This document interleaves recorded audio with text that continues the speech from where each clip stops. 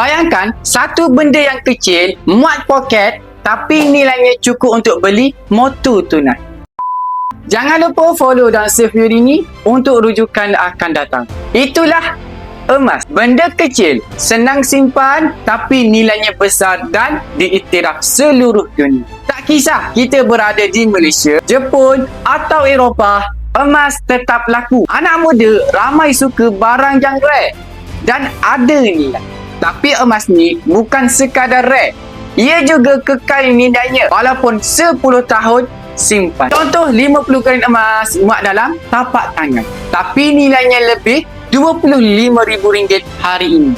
Kita boleh bawa ke mana-mana, mudah disimpan dan bila perlu boleh tukarkan kepada tunai dengan cepat. Pesan mentor saya, Tuan Muhammad Zulkifli Syafiee, kalau nak ada simpanan yang kecil saiznya tapi besar nilainya, mula simpan emas sekarang. Sikit-sikit, lama-lama jadi koleksi yang bernilai tinggi.